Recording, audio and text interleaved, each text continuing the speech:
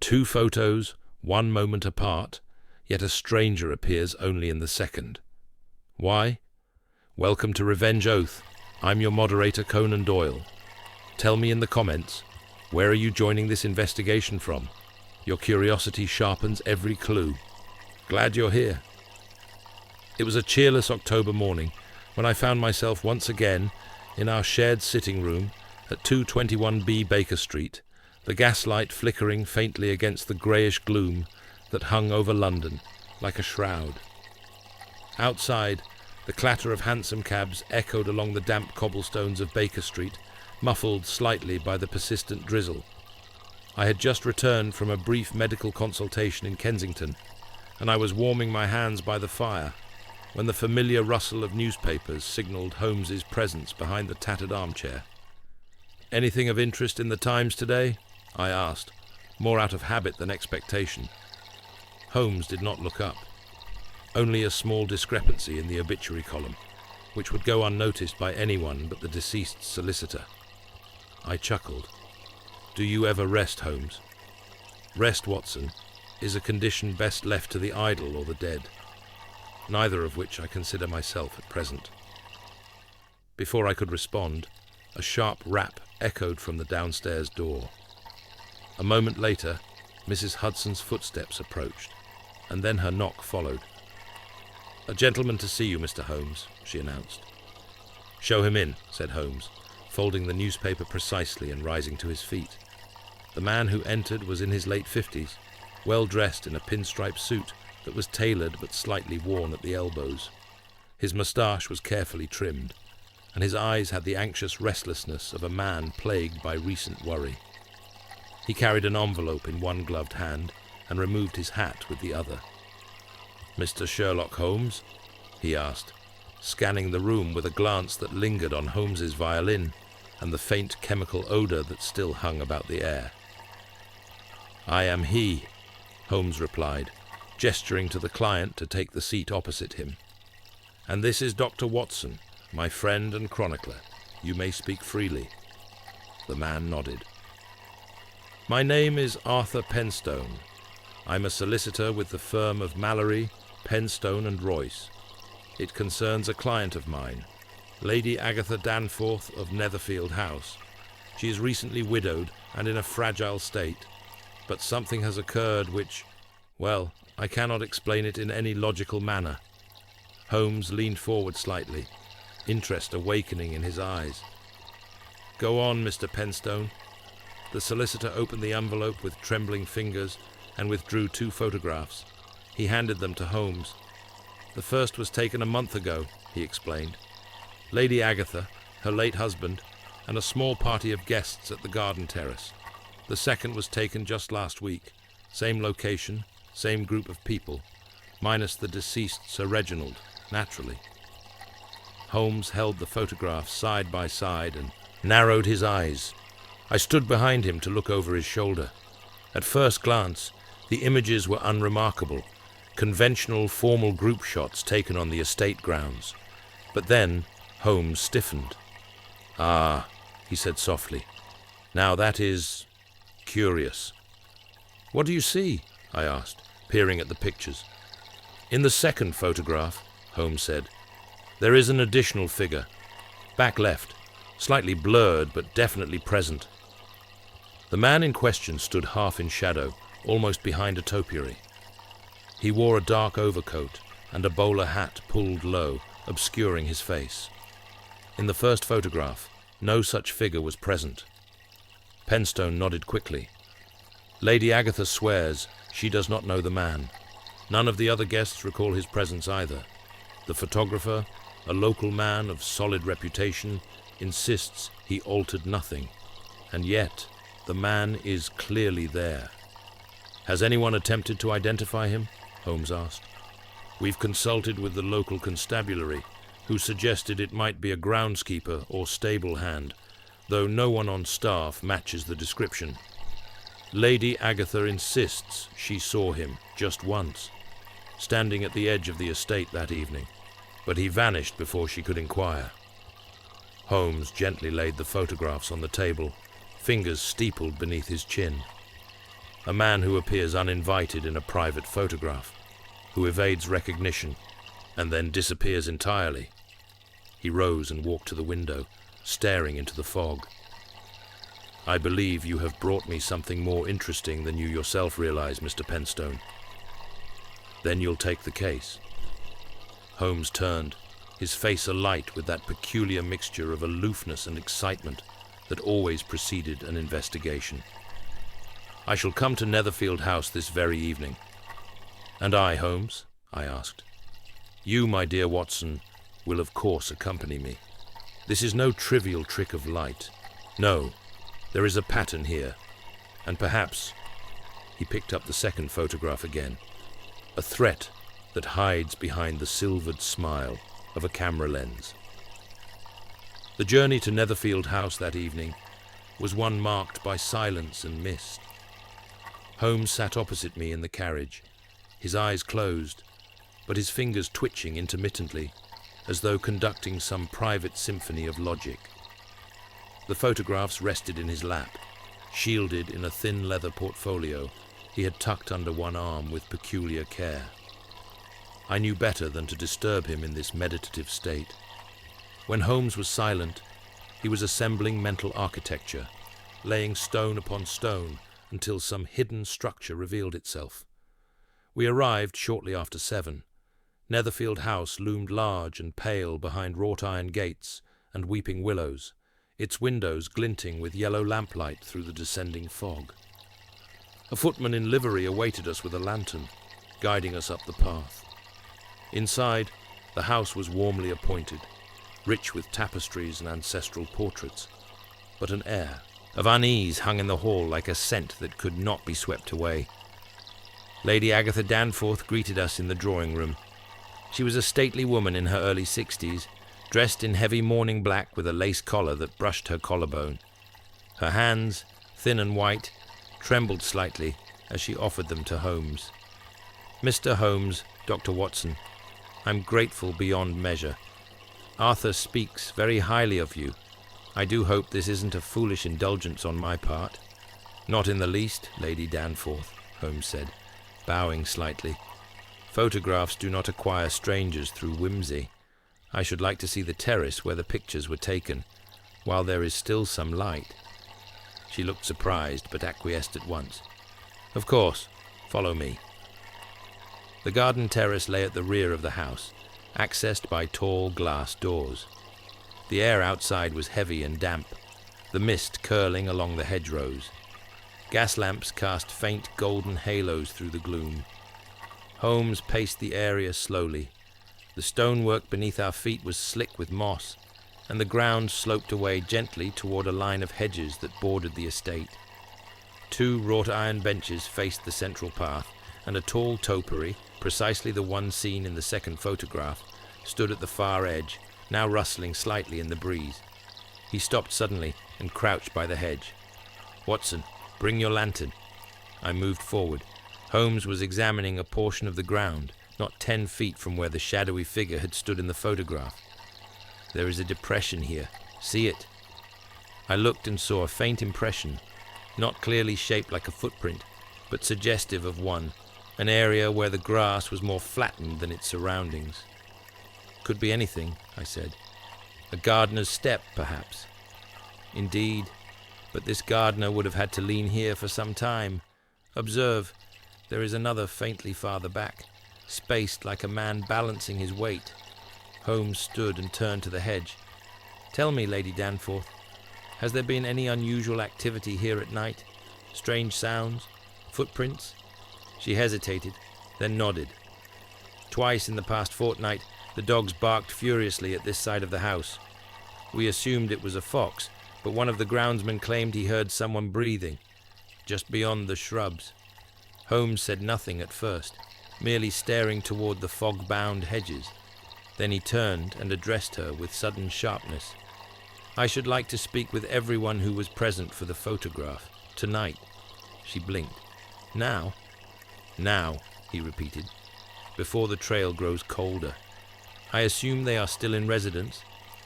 She nodded slowly. Yes, 2 of the guests, Colonel Hatherley and Miss Violet Cresswell, are staying for the week. The photographer, Mr. Winborne, lives in the village. I can send for him in the morning." Holmes inclined his head. "Very good. Let us speak to the guests. Dr. Watson, perhaps you will make notes." We returned inside, and within a quarter hour, the two guests joined us in the drawing room. Colonel Hatherley was a tall, angular man with a pronounced limp and a pince-nez that glinted sharply under the chandelier.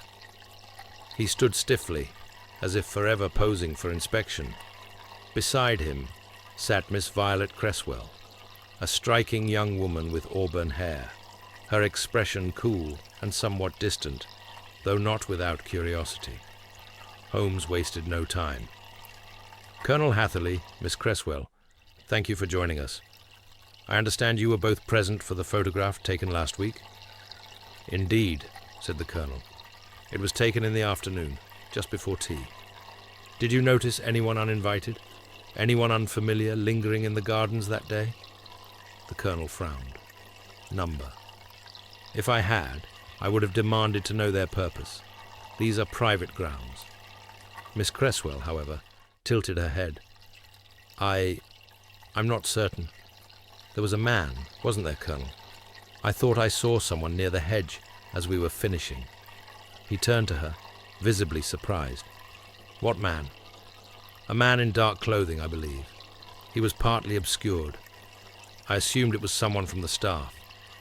But when I asked the butler later, he denied seeing anyone unfamiliar." Holmes's eyes narrowed.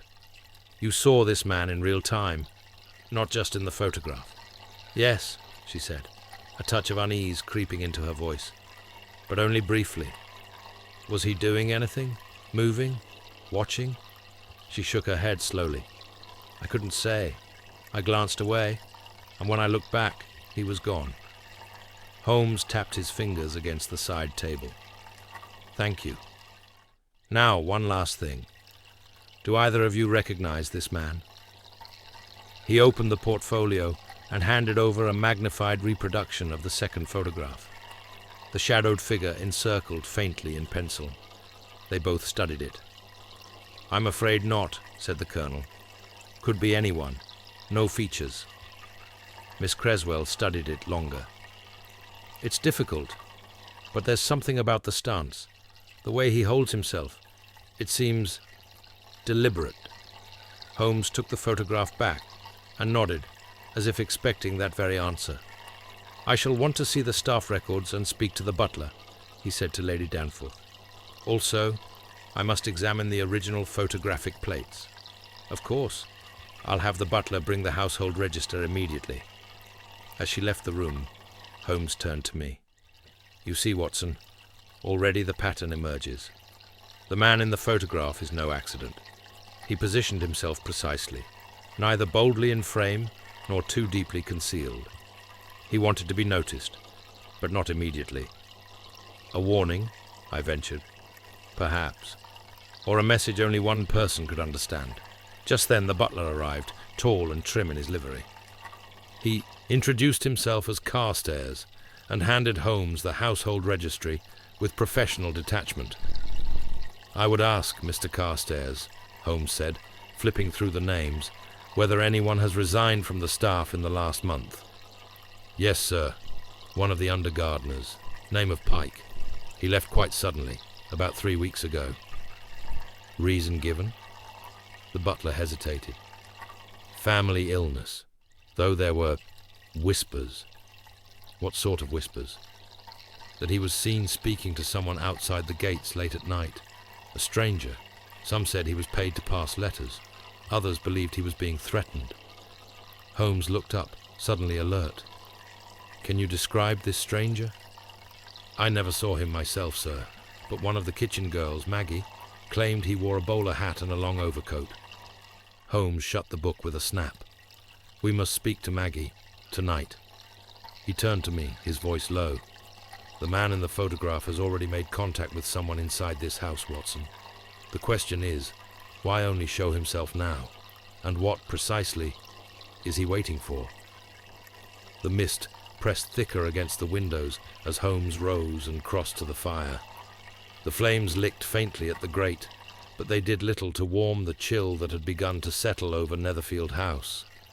Outside, somewhere beyond the hedge, a shape might have moved, or perhaps it was only the fog, but Holmes was watching, and he never watched in vain. Maggie, the kitchen maid, was brought into the drawing room not long after Holmes made the request. She entered with hesitant steps, her hands wringing the hem of her apron, eyes darting from one face to another before settling nervously on Holmes. She was a girl of perhaps 17, with a pale, freckled face and hair pulled back into a fraying bun. The contrast between her modest demeanor and Holmes's piercing presence made the room feel even more still. "Don't be afraid," Holmes said gently, motioning to a chair. "No one is in trouble. We simply want to understand what you saw. You mentioned to the staff that you once observed Mr. Pike, one of the gardeners, speaking with a man outside the estate. Is that true?" She nodded quickly. "Yes, sir. It was late, about 10 o'clock.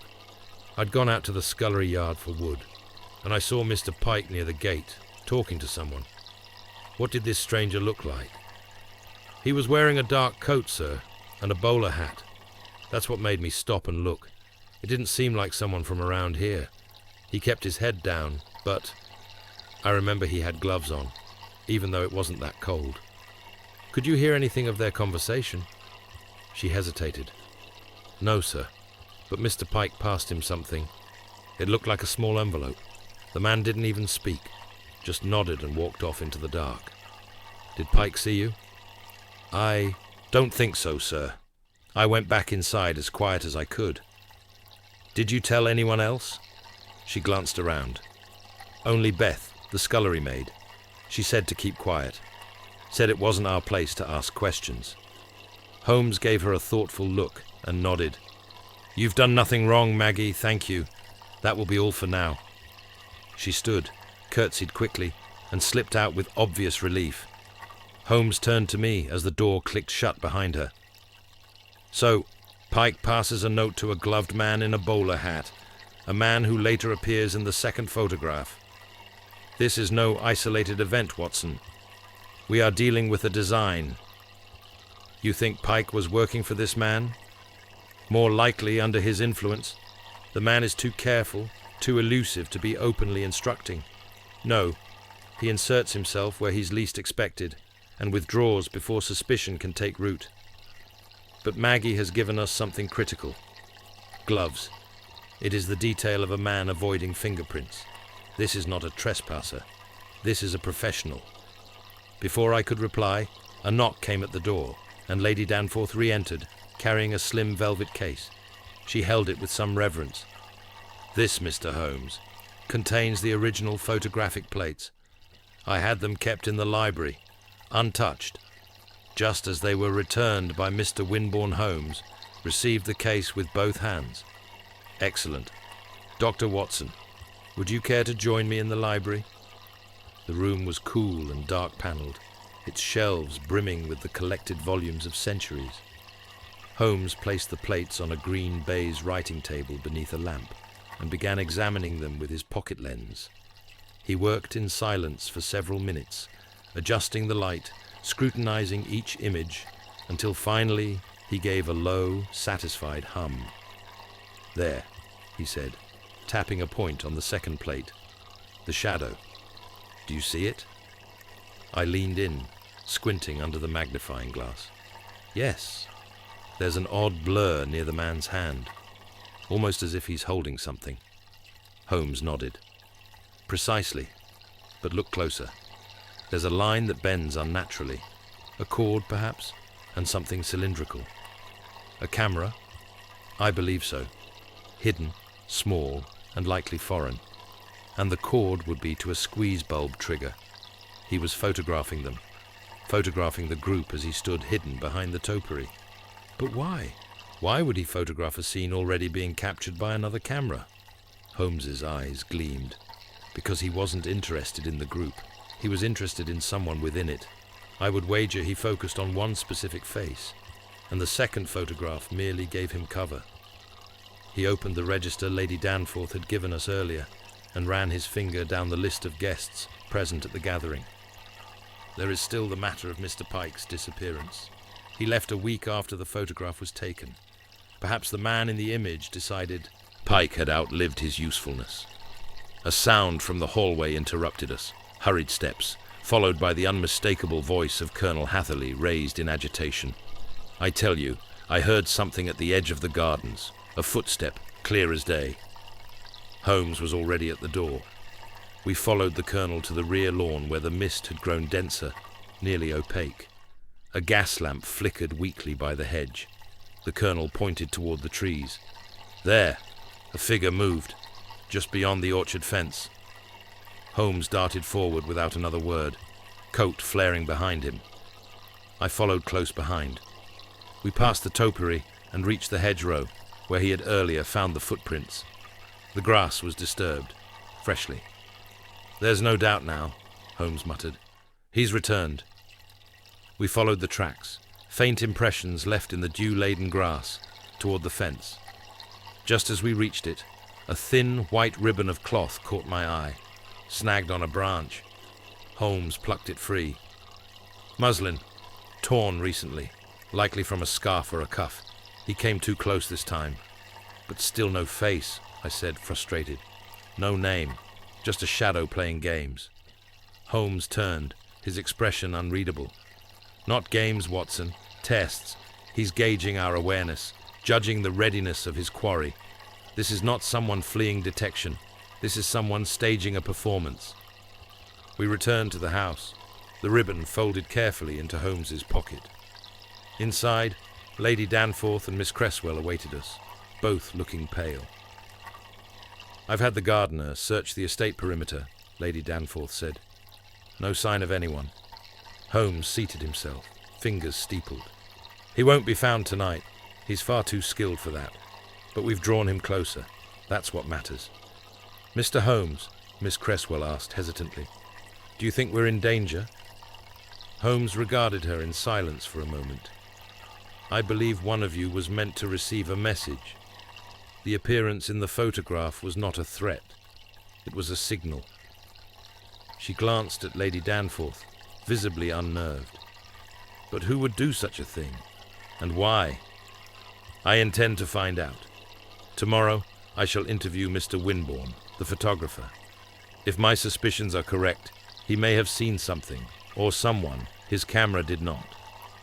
And with that, Holmes stood, his eyes glinting as though the very mist surrounding Netherfield House now swirled within him. A mystery had announced itself with shadows and silence. But he, unlike the stranger in the photograph, never left without a trace. The following morning broke grey and dim over Netherfield House, the persistent fog having crept in through the night and now pressing against the window panes like a silent observer. Holmes had slept little, pacing our guest chamber for hours, murmuring to himself and occasionally consulting his pocket notebook in which he jotted impressions, questions, and possible configurations of events. I rose early to find him already fully dressed, coat buttoned, scarf looped with his usual precision. "We'll go to the village now, Watson," he said without turning from the window. "Mr. Winborne will be in his studio if he's a man of habit. I should like to see the original setup and hear his version without the refinements of memory shaped by alarm." We took a brisk breakfast, Holmes mostly drinking coffee and ignoring the plate before him, and set out by foot for the nearby village of Underbridge, no more than a 20-minute walk through fields still slick with dew. Holmes seemed energized, his movements sharp, as if each step brought him closer to a solution. I, however, could not shake a growing unease, the sense that the photograph had captured not only a figure, but the outline of something deeper, more intimate, a secret held in silent posture. Winborne's studio was tucked along the high street, nestled between a tobacconist and a watchmaker's shop. A carved wooden sign, J. Winborne, daguerreotypes and family portraits, hung askew above the door. Inside, the air was thick with chemical vapors and faintly metallic, the scent of developed film lingering like the trace of memory. A young man, mid-30s, lean, with wire-rimmed spectacles and ink-stained fingers, stood at a counter, arranging photo plates. "You must be Mr. Winborn," Holmes said, stepping forward. "My name is Sherlock Holmes. This is Dr. Watson. We've come regarding the photographs taken at Netherfield House." Winborn's eyes widened. "Yes, of course. Lady Danforth wrote me yesterday saying you'd be investigating. Is something amiss with the images?" "That depends," Holmes replied. "We'd like to know how the photographs were taken, the process, the conditions, and more specifically, your position when the second was captured." Winborn removed his glasses and began cleaning them on a cloth, his movements automatic but nervous. "Well, I used my standard box camera on a tripod, natural light only. It was a clear afternoon. I directed the guests on the terrace, ensured the frame was symmetrical, and counted off before I triggered the shutter." "You used a manual trigger?" Holmes asked. Winborn nodded. "Yes, a pneumatic release. I stood about 10 feet back, so as not to be in frame." "Was there anyone else near the camera? Any interruptions?" The photographer hesitated. "There was a brief moment.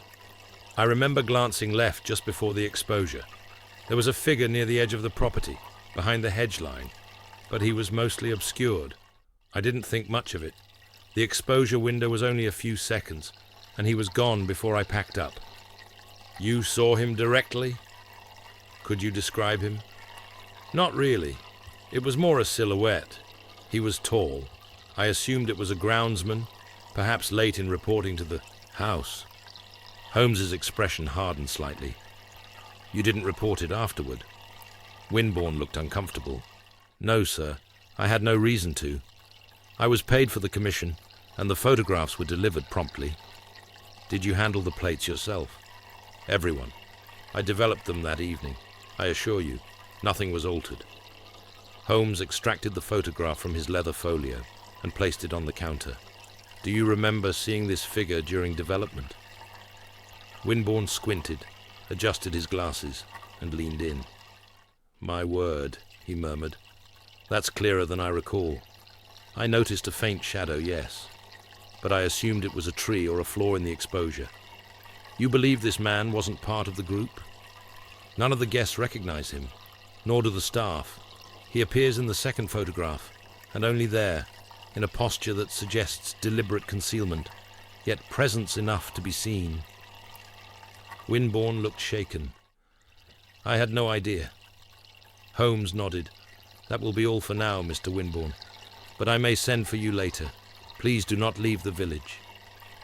We stepped outside into the cold light of morning, the fog slowly receding into translucent wisps. Holmes paused, looking across the street at the church tower that loomed over the village square. "His appearance in the photograph was no accident, Watson. It was timed to coincide with the exposure. Winborn's pneumatic shutter makes it possible. Our stranger could watch from a distance, wait for the ballooned bulb to be compressed, and then step forward, briefly, just long enough to imprint himself." "But why not step into the frame more obviously?" I asked. "Why hide behind a hedge?" "Because the target must notice him, but not all. It's an arrow meant for a specific heart." We returned to Netherfield with Holmes moving in longer strides, his thoughts clearly beginning to crystallize. When we arrived, we found Lady Danforth and Miss Cresswell seated in the drawing room, both reading, though neither appeared to truly be attending to the pages before them. Holmes took his seat and looked directly at Miss Cresswell. "Miss Cresswell, may I ask you a personal question?" She glanced up, startled but composed. "Yes, Mr. Holmes." "Were you, at any time before the death of Sir Reginald, receiving letters, anonymous or otherwise, that suggested someone was watching you?" A flicker of something, surprise or perhaps fear, crossed her face. It was gone as quickly as it came. "No," she said quietly. "Nothing of the sort." Holmes studied her for a moment longer. "And yet you recognize something in that figure. Not a face, but a bearing. She looked down at her hands. It was only a feeling. Feelings can sometimes point to what reason overlooks. He turned to Lady Danforth. "Might I ask to see Sir Reginald's personal effects? His correspondence? His desk? Anything kept since his passing?" She gave a tight nod. "Of course. They're stored in the study. He was an orderly man. I haven't yet gone through all of it." We followed her down the corridor to a somber wood-panelled room with high windows and a large mahogany desk. Holmes set to work at once, rifling gently but purposefully through drawers and cubbies. I assisted, checking behind frames, beneath ledgers, inside the lining of the drawer compartments. Then Holmes let out a low sound of interest. From behind a false panel inside the desk, he withdrew a packet of envelopes tied with string. Their paper was of a thick, foreign make, and each bore the same odd symbol in red ink where a seal might go, a vertical line crossed by two angled marks, like a stylized dagger. Holmes opened one carefully. The handwriting inside was sharp and slanted. "You cannot protect her forever. The past doesn't die. It waits." He read another. "I was there. You didn't see me, but she did." And another. "The hedge, the lens, the angle was perfect." Holmes stood very still, then turned toward the door. These letters were not addressed to Sir Reginald by name. He kept them hidden, not out of guilt, but fear. Whoever sent them knew the household, knew where to strike. "And she," I said, breath-catching, "means Miss Cresswell." Holmes nodded. "Yes, and I believe our stranger never vanished. He is watching still, from within." As we exited the study, the air seemed heavier. Netherfield House no longer felt merely haunted by mystery. It felt observed, and somewhere behind a door or a curtain, I sensed that someone was waiting for the moment to step fully into the light. The study door clicked shut behind us with a muted finality, and Holmes paused in the hallway, holding the bundle of letters loosely in one gloved hand. The corridor was hushed, its windows dimmed by the retreating fog. I sensed, as he did, that the tone of the investigation had shifted. The impersonal eeriness of the shadow in the photograph had acquired weight, intent. The past had indeed stirred. Holmes spoke in a low voice. These letters were meant to be discovered eventually, not by Sir Reginald, but by someone else. He intercepted them and kept them secret. But from whom, and for how long?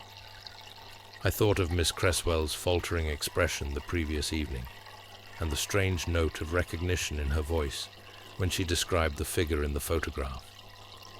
"You suspect the letters were truly meant for her?" "I do, but more than that. She was likely their cause." We returned to the drawing room. Miss Cresswell was seated again by the window, a closed book resting on her lap. She looked up as we entered, eyes slightly wary, as though anticipating Holmes's return. Lady Danforth had retired to her morning correspondence, leaving her ward alone. Holmes held the packet lightly between two fingers. "Miss Cresswell, I have found something that concerns you." She stiffened. "What is it?" "Letters, left among Sir Reginald's private papers. You may wish to sit." She hesitated, then slowly set her book aside and folded her hands in her lap. "I'm listening." Holmes chose a low chair across from her, his tone neither accusing nor comforting, but edged with that careful neutrality which often preceded a revelation.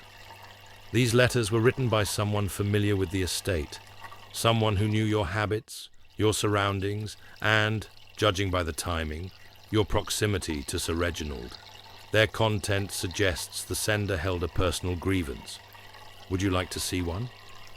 She reached out with a steady hand, surprising both of us, and took the top letter. She unfolded it, eyes moving across the page, then down again to the symbol on the back.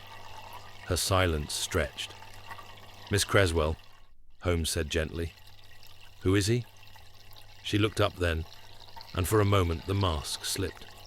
What I saw there was not fear, but sorrow. "I don't know his name, but I've seen that symbol before." Holmes leaned in. Where? She glanced toward the fire, the edges of her voice raw. In Paris, 2 years ago.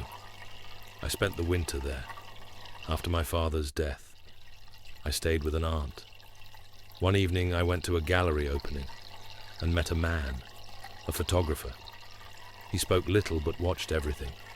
He asked to take my portrait. Holmes said nothing, waiting. I declined. Something about him unsettled me. I left quickly. But afterward, I began to see that symbol, drawn on notes slipped under my door, once chalked on the gate. And this man, did you ever speak with him again? She shook her head. Number. When I returned to England, I thought it had ended. I never told Sir Reginald. He wouldn't have understood. I stepped forward. But someone clearly followed you. I don't know how. I thought it was over, until that photograph, that face, well, the posture, the hat, it's the same as in Paris. I'd swear it. Holmes tapped a finger on the armrest. Then the letters to Sir Reginald were a warning. The stranger meant to provoke him. And succeeded, I said quietly. It explains Sir Reginald's decision to hide them. Holmes nodded. He was protecting her, but now he is gone, and the sender has returned. Not to make contact, but to be seen, and seen in a way she cannot ignore. Miss Creswell's composure had fractured. She was now clutching the letter in both hands, the corners crumpled. I didn't think. He couldn't possibly find me again. How did he? Holmes stood abruptly. He may never have lost you. The key now is understanding what he wants. A man like this doesn't operate by impulse. He constructs layers, symbols, appearances, misdirection. And we've yet to pierce the final veil. At that moment, the butler appeared at the door. Begging your pardon, sir, there's a letter. Just arrived. No postmark. It was found on the inner windowsill of the library. Holmes took the folded paper without a word and examined the seal. His eyes narrowed. The same symbol, pressed in red wax. He broke the seal and read aloud, You've seen me. She has too. But you do not yet see what matters. Come to the yew tree before sunset. Bring the one who remembers. Miss Creswell's face drained of colour. The yew tree? I asked. She nodded faintly. Near the chapel ruins, beyond the orchard. We used to walk there. Sir Reginald liked the quiet. Holmes turned the letter over, sniffed it, then held it to the light. Heavy paper, foreign. The ink is fresh. He must have left it within the hour. He's watching. He wants control of the narrative. But why ask for a meeting now? I said. Why risk being caught? Because he's ready to reveal something, Holmes replied, and because he believes the rules still favor him. He turned to Miss Creswell. Will you go with me? She hesitated. If it will help end this. It may do more than that, Holmes murmured. It may finally bring him into the open. The walk to the yew tree was silent and solemn. Holmes, Miss Creswell and I moved carefully down the orchard path. Every leaf and branch weighted with moisture. The chapel ruins loomed to our left, ivy-choked and broken, and beyond them stood the solitary yew, gnarled and vast, its branches bent like arms outstretched. We arrived 5 minutes before sunset. The sky above was bruised with colour, and the shadows beneath the yew spread like ink. Holmes stopped a few paces short. Wait here, he said to us. He will come to the one he seeks. I stood beside Miss Creswell, who clutched her shawl close and stared at the tree with something approaching dread. Minutes passed. Then, just as the sun dipped behind the chapel wall, a figure stepped out from behind the tree. He was tall, wrapped in a long, dark coat, his bowler hat low over his brow. His face was partially obscured by a scarf. He said nothing. He merely looked at her. Miss Creswell gasped. It's him. Holmes stepped forward, slowly, unthreateningly. I believe you've come far enough, he said. You have our attention. Now speak. The man raised a hand, but not to reach, nor to strike. He held something out, a small photograph. Holmes took it carefully. It was a candid portrait of Miss Cresswell, taken from a distance, unaware. Behind her, faint but clear, stood Sir Reginald. "She was never alone," the man said finally, his voice low and hoarse. "But neither was he. He took something from me." "What did he take?" Holmes asked. The man said nothing more. Instead he turned, to flee or to vanish, I could not tell. But Holmes was faster. With one swift step he seized the stranger by the arm. The man buckled, not out of struggle, but out of weakness. He collapsed. Holmes bent over him swiftly, fingers at the neck.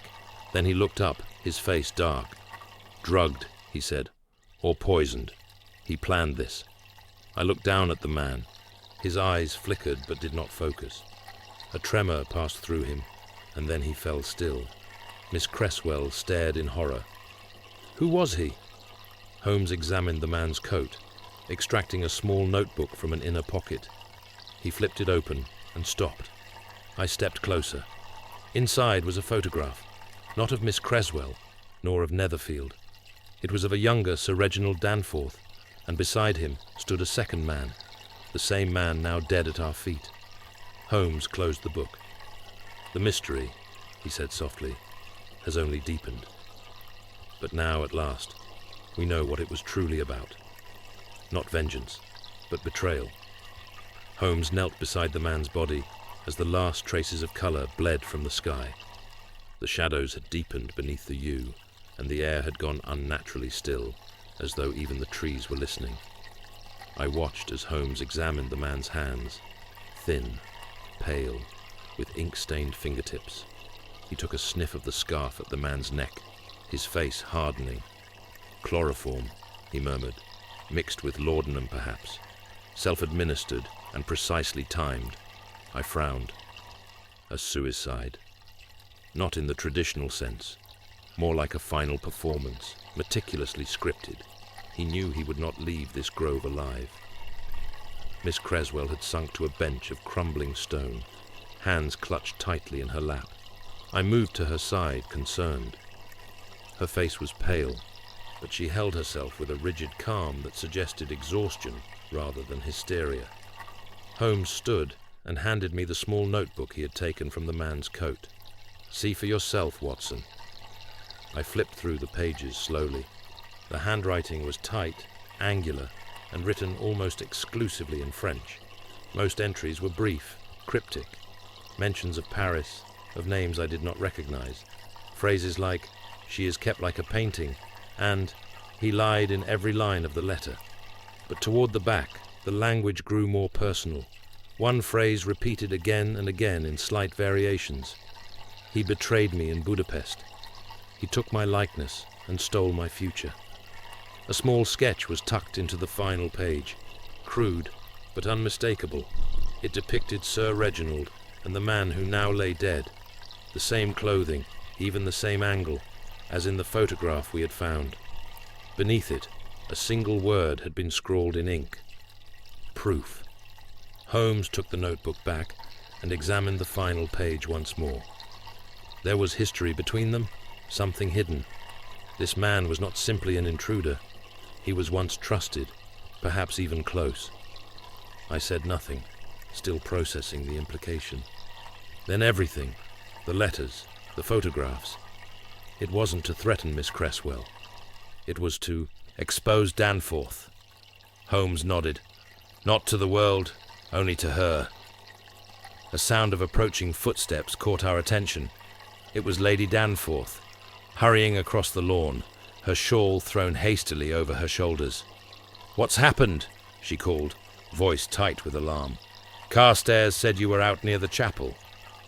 Holmes stepped forward to intercept her.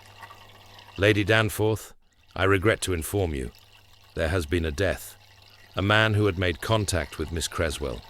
We believe he came here seeking closure, and perhaps justice." She stopped, stunned. Her eyes flicked from Holmes to the still figure on the ground. "Who was he?" "We are still uncovering that," Holmes replied evenly. "But we believe he once knew Sir Reginald. Intimately. Did your husband ever speak of his travels on the continent?" Hungary, specifically? She shook her head. Not in detail. Reginald had business before our marriage years ago. Diplomatic or private, I never knew which.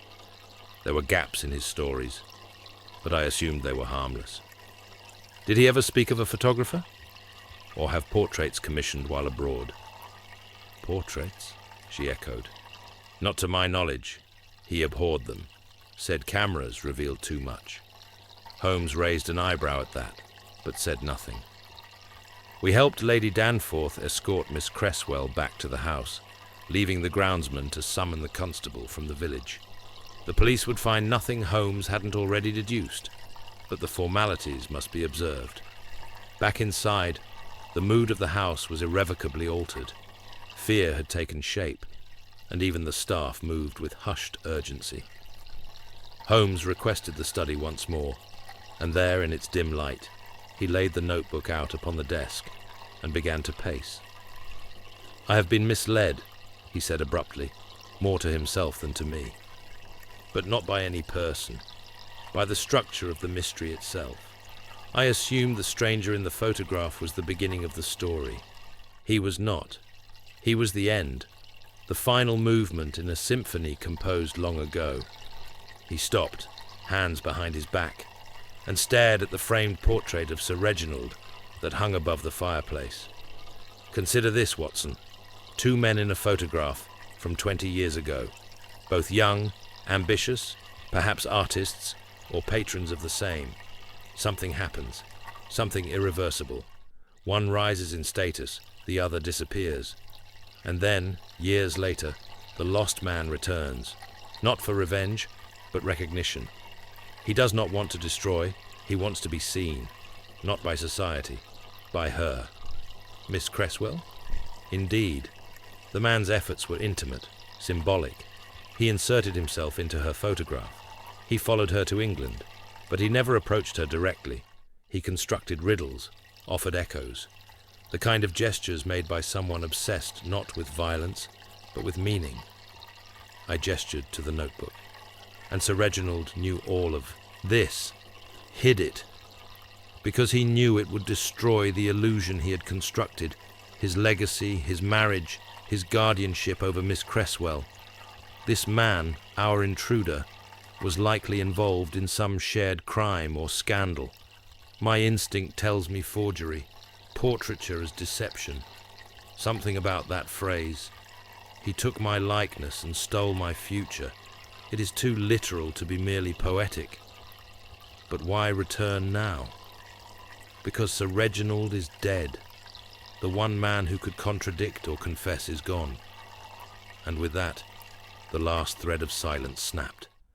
The stranger came not to haunt, but to reclaim his name.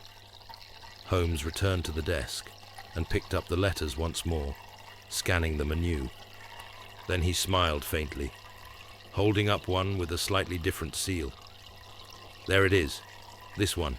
See? The wax is darker. The symbol is similar, but not identical.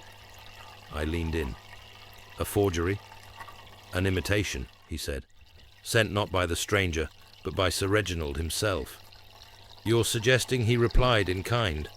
Holmes nodded. To mislead, to control. He may have even sent decoys to frighten the man away. But that tactic failed, and eventually the stranger resorted to his boldest move, the appearance in the photograph. I let out a breath, the weight of the sequence settling over me. Then what now? Now, Holmes said, closing the notebook carefully, we must uncover this man's true identity. He has no official documents, no personal effects, and no local connections, which means he was operating under assumed names. But artists often leave traces, and I suspect that if we examine certain galleries, perhaps even periodicals from 2 decades ago, we may find references to a name that vanished suddenly. Vanished, perhaps, because someone else was wearing it. You believe Sir Reginald assumed this man's identity? Not entirely, but something close.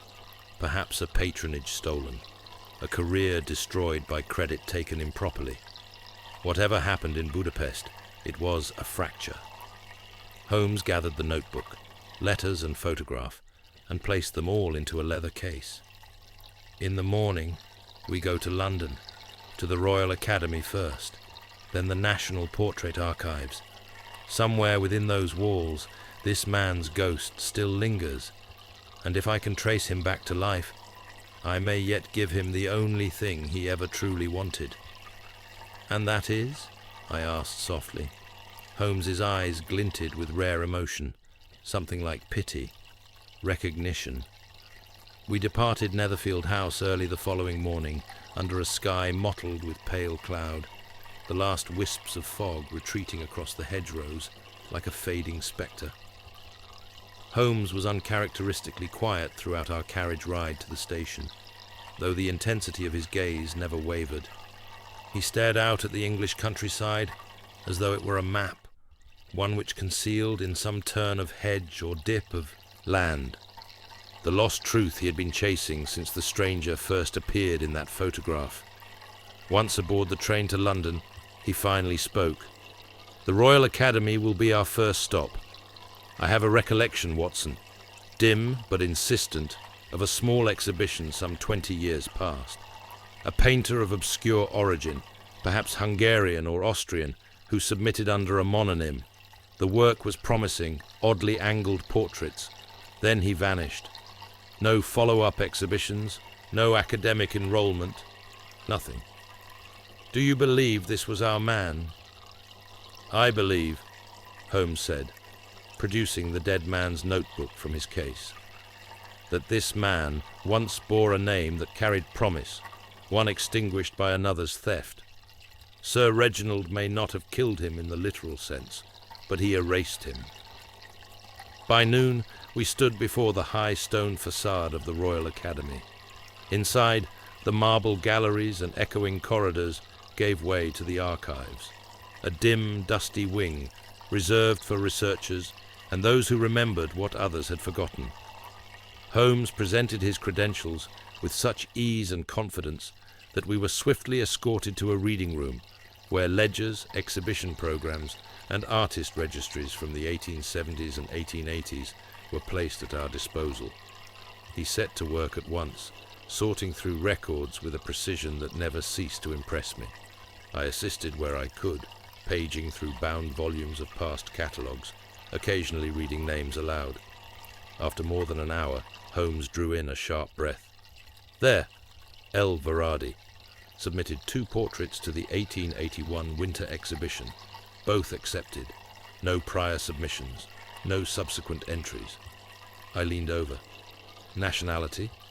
Unlisted. But look, here, in the margin. Believed to be from Austro-Hungarian territories, resident in Paris." "And the subjects of the portraits?"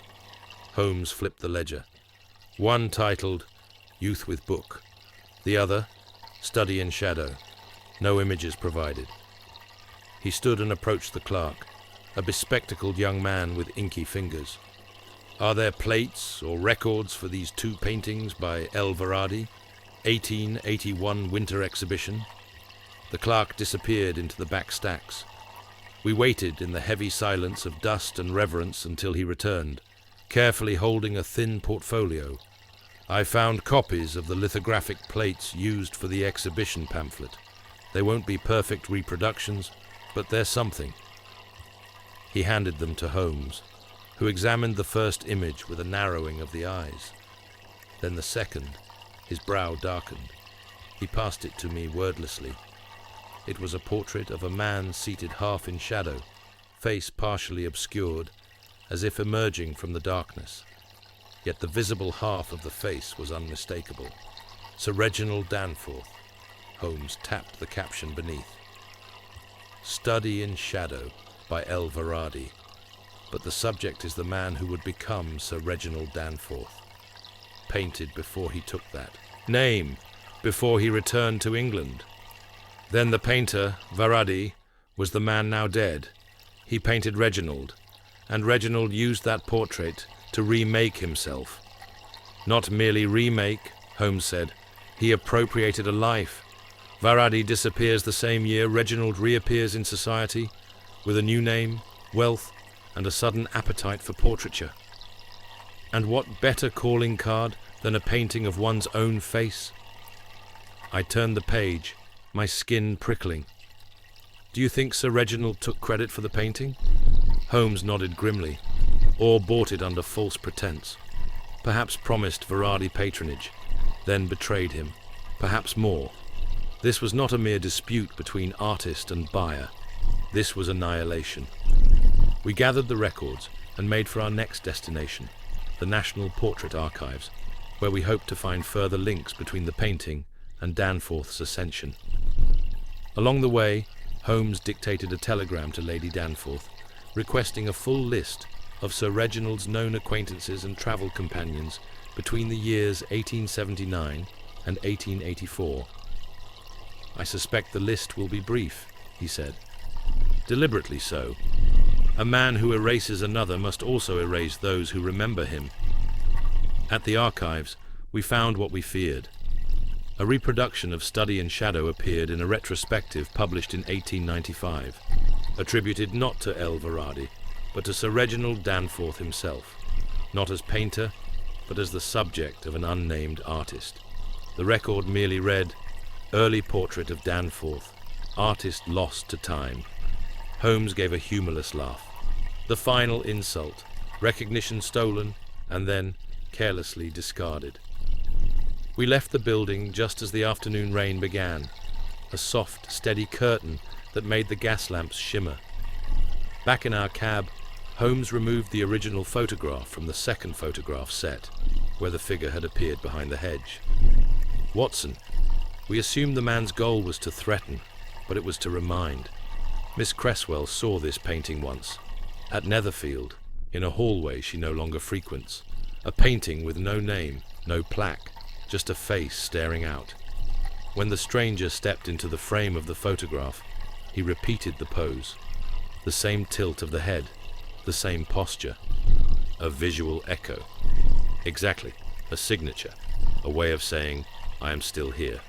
And now, I asked, he is dead. What remains? Holmes's voice lowered, his legacy, his truth, and the obligation to uncover it fully. That evening, we returned to Baker Street. Rain streaked the windows, and the fire crackled low. Holmes sat long into the night, cross-referencing notes from the notebook with art reviews, letters from the Danforth estate, and European gallery records. His energy, though quiet, was relentless. At one point he stopped and looked toward the fire. It is not merely the mystery, Watson. There's something deeply human in this case. A man erased, not murdered, and a woman made the unknowing witness to that erasure. Verratti returned not to claim vengeance, but remembrance. I nodded slowly. And Reginald Danforth? Dead, and beyond judgment, but perhaps not beyond consequence. As the clock struck midnight, Holmes reached for his pen and began to write a letter. To Lady Danforth, he explained. She must prepare. There are decisions to be made, and a truth that must be faced, not for justice alone, but for Miss Cresswell's peace. Outside, the rain fell on, soft as memory, steady as truth, finding its way back into the light.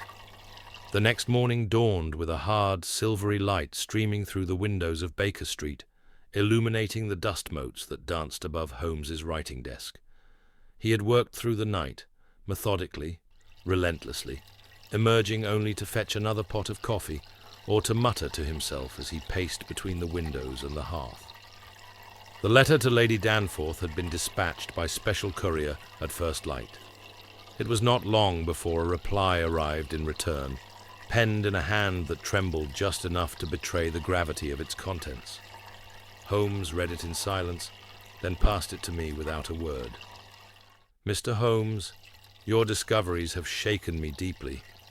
I did not know of the man you call Verratti, nor the betrayal my late husband evidently wrought. But I believe you.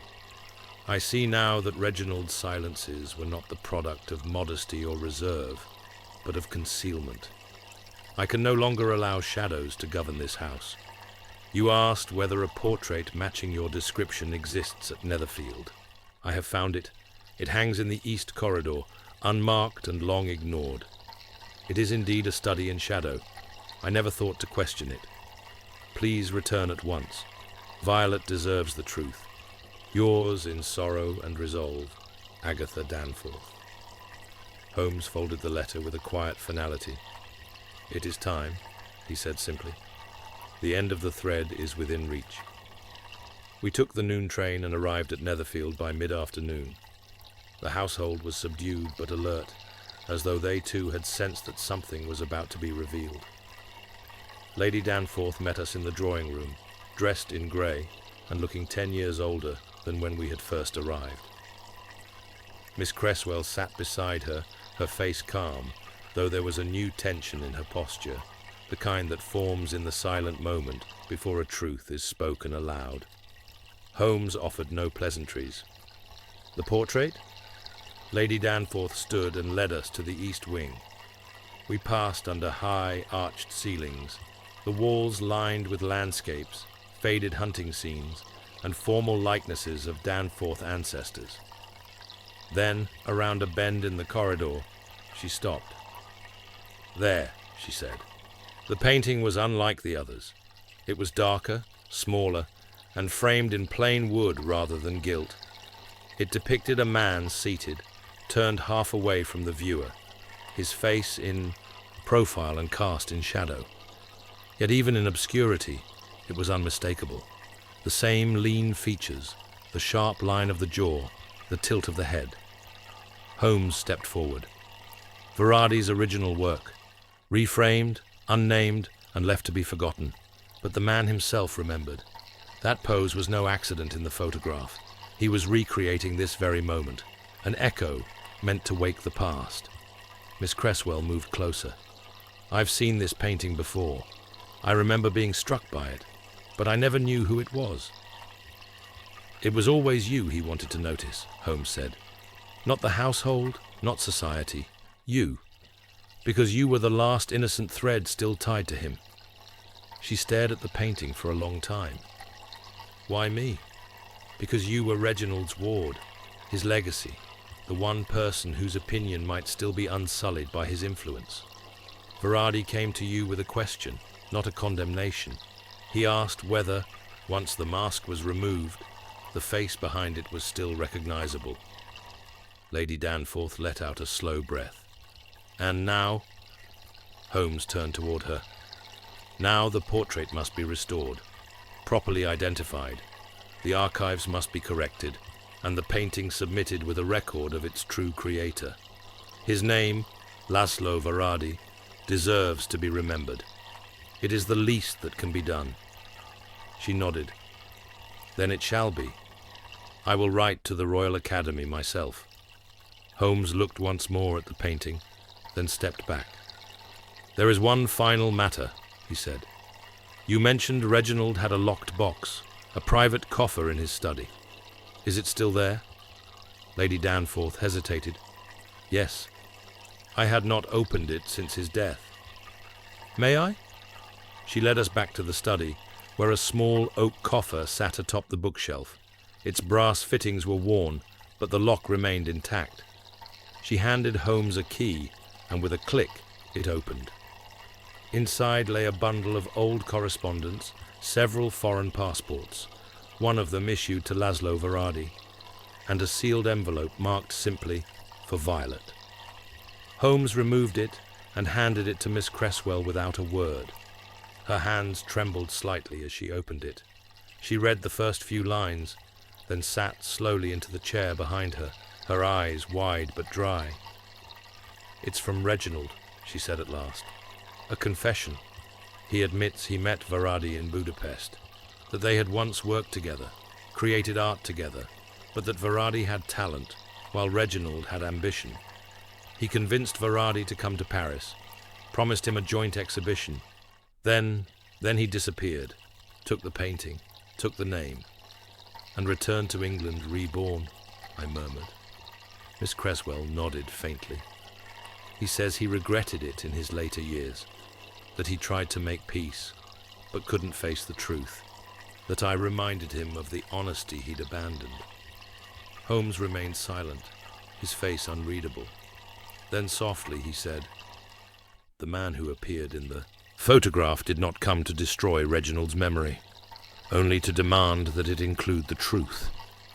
Miss Creswell folded the letter, holding it close.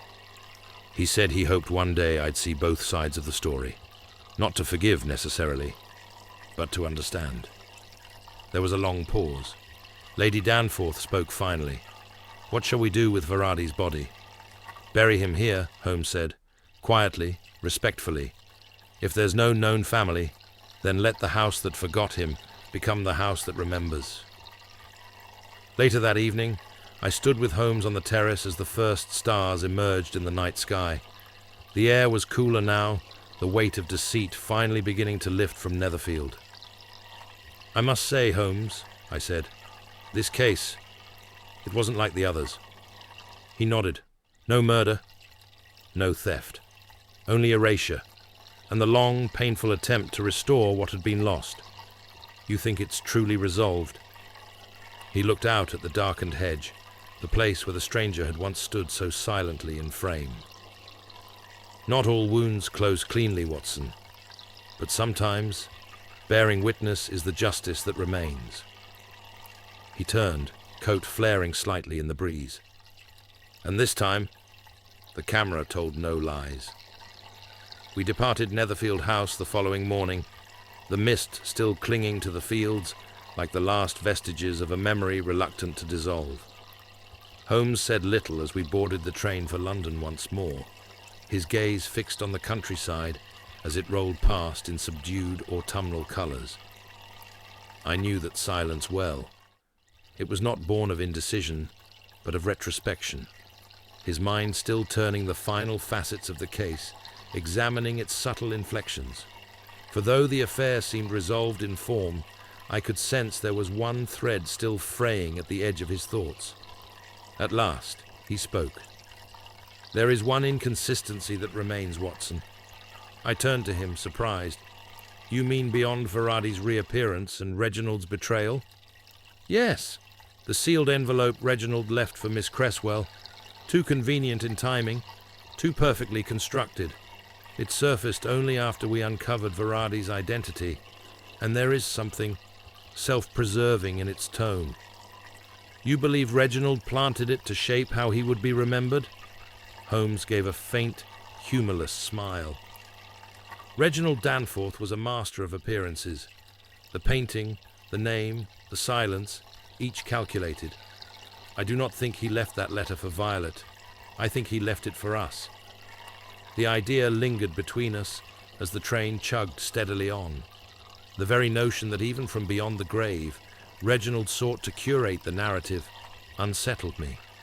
And yet, it fit with what we had seen. The contradictions, the evasions, the half-confessions. Holmes withdrew the facsimile of the letter, which Lady Danforth had allowed him to copy before we left. He examined the signature line again. No salutation, no specific reference to Violet's childhood, no tangible proof he ever meant her to read this. A confession written not from regret, but from control. He folded the sheet crisply and replaced it in his case. "Then there's more to uncover," I said. "Exactly. The dead man told us his name only through what remained.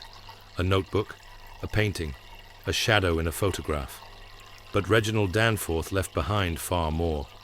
And if we are to close this case entirely, we must now see what truths lie behind the door he left, locked the longest, his reputation." Back in London, we made our way directly from the station to the private offices of Danforth and Rowley, a discreet legal firm off the Strand that had once handled the late baronet's estate. Holmes presented his name and intentions with such characteristic calm that the clerk, after a brief, nervous exchange behind a panelled door, admitted us without fuss. Mr. Jonathan Rowley, a grey-haired man with the polished manners of someone who had long served wealthier clients than himself, greeted us with reserved civility. "We've heard of your investigations, Mr. Holmes," he said, gesturing us into a dark, wood-panelled room. though I confess I am surprised to find that Sir Reginald's affairs are still under scrutiny. They are no longer merely financial, Holmes replied. They are historical. I believe there is a sealed annex in the Danforth estate records, documents placed under instruction not to be opened until the year 1910, or in the event of direct legal challenge. I should like to see them. Rowley blinked. How could you possibly? You may confirm it, Holmes said, but do not delay. I suspect you'll find the annex filed under a code name, Beaufort. That evidently was the correct password. Within 15 minutes, Rowley returned from the vault with a flat, unmarked box and a tight-lipped expression. He handed it to Holmes without comment, then left us alone. Holmes opened the lid with a surgeon's precision. Inside were several letters, 3 foreign identity cards, and, most damning of all, a receipt from a Paris gallery dated 1881, acknowledging the acquisition of Study in Shadow, signed not by the artist, but by Reginald Danforth. Look here, Holmes said, pointing to the payment line. Purchased under the name of a Mr. R. Beaufort, not Danforth. He had not yet assumed his title, but he already operated under aliases. He pulled out another letter. It was written in French, in a careful, sloping hand. To Monsieur Varadi, it is my regret to inform you that the gallery has declined to exhibit your portrait as you intended. They are, however, interested in purchasing the work for a private collection. I have secured you a modest compensation. Should you accept, the matter will be concluded. Your servant, Beaufort below that, scrawled in a hurried, angry hand, was Varadi's reply. You offer money as if it erases theft. You take my name, my work, and sell it to your own advantage. I trusted you with brush and faith. You betrayed both. But I am not finished. Holmes stared at it for a long time, then placed the letter aside. Proof positive. He engineered the theft, then concealed the paper trail under false names. Beaufort here, Danforth later. The entire identity was built upon a misappropriated foundation. And Miss Cresswell? I asked. You believe she still doesn't know? She knows what we've shown her, but not this. Not the structure of lies beneath. She must decide whether to hold the man she loved as a guardian, apart from the man who stole his way into society. We left the firm quietly, the sun descending into a dull grey sky. Holmes seemed more settled now, though not entirely satisfied. As we crossed Charing Cross, he paused at a news vendor's stand and picked up a copy of the Illustrated London News. He flipped through quickly, then tucked it under his arm. I will draft a short letter to the editors, he said. Anonymous. Merely a note that a certain painting, Study in Shadow, has been correctly attributed after many years, and that its author was a Hungarian portraitist named Laszlo Varadi. Think they'll print it? They will, if the painting suddenly returns to the Royal Academy's winter exhibit with the correct plaque. And I intend to see to it that it does. Back at Baker Street that evening, Holmes wrote 2 final letters, one to Lady Danforth, enclosing the evidence with instructions for full disclosure to the Academy, the other to Miss Violet Cresswell. I asked if I might read it, but he shook his head. No, Watson, that letter is not for the public, nor even for your generous pen. It is simply an explanation of how someone can steal not merely a name or a painting, but the shape of a life, and how someone else, by remembering, can return it. He sealed it with a deliberate press of wax and placed it in his case. As the fire warmed the sitting room and the clatter of hooves drifted faintly from the street below, Holmes stood at the window with his hands behind his back. I could tell from the set of his shoulders that the weight had finally begun to lift. You've solved it, Holmes, I said quietly. You've given a name back to a man who had none left. He turned, and for once there was no pride in his smile, only a sort of solemn completion. I did not solve it, Watson. I merely uncovered what was already there. Truth always leaves a trace. even in shadows. 3 days passed in quiet reflection. Holmes had resumed his usual routines, sorting his correspondence by the fireplace, tending to the bees in the rear garden of Baker Street, and occasionally disappearing into his chemical corner with some obscure substance steaming under glass. But beneath the hum of domestic habits, there remained a subtle charge in the air, like the final vibration of a bell that had long since been struck. On the 4th morning, a letter arrived bearing a Netherfield seal. It was addressed in the familiar hand of Violet Cresswell. Holmes opened it slowly, read the contents twice, and then handed it to me without comment. "Mr. Holmes, I have read your letter carefully, and I thank you for your candor. It must have cost you something to write so plainly of my late guardian, knowing the esteem in which I held him. I will not pretend the truths you've uncovered leave me unshaken. They do. They have unseated things I once believed were permanent. Trust, identity, memory. But even pain, when it is honest, can bring clarity. I have arranged for the painting to be resubmitted to the Royal Academy, with the name Laszlo Varadi inscribed on the plate. Lady Danforth and I have both signed the attestation. As for the photograph, that second image, I no longer fear it. I have asked to have it framed and kept in my rooms, not because I wish to remember the man who haunts it, but because I wish to remember that he was there, however briefly, and that he asked only to be seen. With respect, Violet Cresswell." Holmes nodded once when I looked up. "It is as I hoped. She has chosen remembrance over denial. And the painting will hang again, with truth stitched into its title. That is all Varadi ever wanted." A pause followed, comfortable but lingering. I sensed that Holmes was not quite ready to relinquish the case from his thoughts. He rose, moving to the mantel where the copy of the Illustrated London News still lay folded. He flipped to the cultural notices section and tapped a brief column. They printed it. 3rd paragraph. "A correction of attribution has been submitted regarding a portrait from the 1881 Winter Exhibition, now believed to be the work of Laszlo Varadi, a previously uncredited Hungarian artist." "Anonymous," I said, "just as you intended." He inclined his head slightly. This was not a case that required fame, only restoration. We might have let the matter rest there, and in most instances we would have. But that afternoon brought one final twist, an envelope with no return address, delivered by a street boy who vanished as soon as it was passed through the door. The paper was of fine quality, and the seal was unmarked. Inside was a single sheet. Holmes unfolded it. "You found more than I meant to leave behind, but I am not displeased. There is power in silence, but there is grace in being known." There was no signature, only at the bottom, faint and pressed like a whisper, the same slanted symbol Varadi had once used in his letters, the intersecting dagger mark. Holmes handed the note to me with a faint smile. "A ghost writes letters now, Watson. Or perhaps he left it long ago, trusting someone would eventually reach far enough to find it. But who could have delivered it?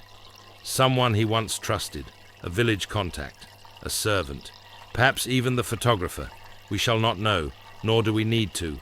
The man is gone, but his message lingers. That, I think, was his final design." The hour grew late. Outside, the clouds folded low over London, and the streets turned a muted grey that wrapped the city in its old, secretive hush. We sat by the fire, each with a glass of claret, and the quiet companionship that years of shared mysteries had forged between us. Holmes finally broke the silence. "I sometimes wonder, Watson, whether there are men who vanish not from want of life, but because their truth no longer has a home." I looked at him. "You mean Varadi?"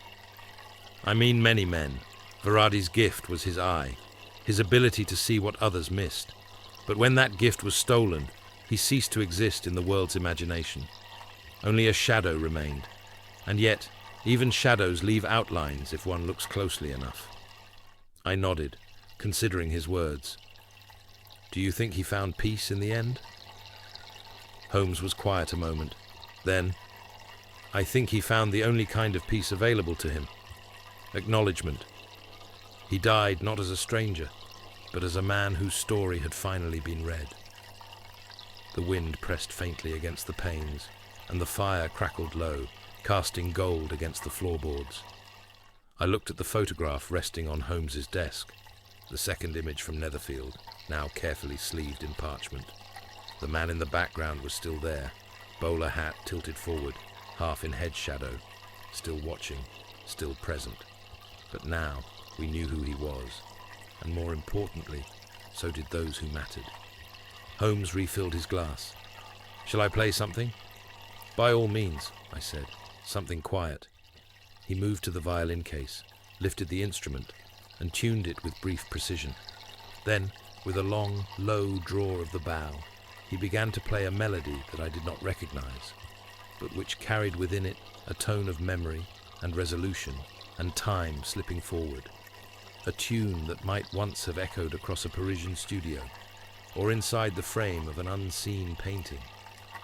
And as the last note trembled in the air, I realized that some mysteries are not solved with answers, but with understanding.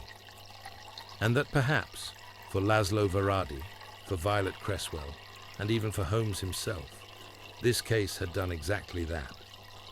The final days of the case passed with the quiet dignity Holmes seemed to reserve for those rare matters that brushed against the personal. It was not often that we encountered a mystery where guilt came not from bloodshed, but from theft of a deeper sort, identity, recognition, legacy. And in this, Holmes showed an unusual restraint. He spoke little of the case to others, not even to Lestrade, who had inquired after our activities with veiled curiosity. Holmes merely smiled and told him it was an affair of art, not of law. A week after Violet's letter, we received an invitation from the Royal Academy. It was brief, formal, but carried an unmistakable air of significance. "You are cordially invited to attend the unveiling of a restored portrait, recently attributed to Laszlo Varadi, to be housed in the permanent collection." The date was set for the following Wednesday. When we arrived, the halls of the Academy were hushed with reverence. The crowd was small, scholars, critics, and a few discerning patrons. No grand fanfare, no gallery drums, only a modest chord, a pedestal of flowers, and one restored canvas beneath a silk cloth. Holmes and I stood among them, silent as the unveiling commenced. And then, there it was, study in shadow. The portrait, once hidden in the east corridor of Netherfield House, now stood framed in gold, properly lit, its painter's name finally etched below. The face in the painting was unchanged, half-seen, solitary, enigmatic, but somehow, knowing the truth of its origin gave it more weight, not less. It did not seem ghostly anymore. It seemed patient, enduring. Miss Creswell was present, dressed in subdued blue, a step apart from the others. She looked older than she had when we first met her, more composed, perhaps, but also more real. She caught Holmes's eye across the crowd and gave a single, solemn nod. The truth, it seemed, had been made public, quietly but irrevocably. Later, as the visitors dispersed, we remained behind with the curator, who thanked Holmes for his discretion in the matter. The official story, one of misattribution, rediscovered records, and artistic justice, was already taking hold. The more scandalous elements had been omitted, and rightly so. There was no need for society to know what Reginald Danforth had taken. What mattered was what had been returned. As we stepped into the cool London dusk, Holmes lit a cigarette and stood a moment outside the Academy doors. "You know, Watson," he said, "I have always believed that a man's name may outlive his life, but rarely does it return to him once stolen." "And yet it did," I said, "because of you." He gave a small shake of the head. "Number because of the photograph. Because he stood, if only for a moment, in the right shadow, at the right time, and someone chose to look. We walked back toward Baker Street beneath the street lamps, their halos diffused by mist. The city pulsed quietly around us, unaware that one more wrong had been gently, thoroughly set right. I reflected, as I often did, on the curious way Holmes engaged with the world, not as a judge, nor even as a savior, but as a man who compelled the truth to rise where it had been buried. This time, it had not come with handcuffs or arrest warrants, but with acknowledgement, compassion, and a final bow toward justice's quieter form. As we turned the corner toward home, I glanced back once toward the academy, its lit windows glowing like frames within frames. "A photograph," I said, almost to myself, a stranger in the background, and in the end, he turned out to be the subject all along. Holmes gave a soft chuckle. "Indeed, Watson, and perhaps that is the greatest trick of all. The mystery begins where we least expect it, and ends in a place we never thought to look." And with that, he mounted the steps of 221B, the door closing behind us as the evening settled into silence. The case was over, but the truth remained, clear, enduring, and finally seen.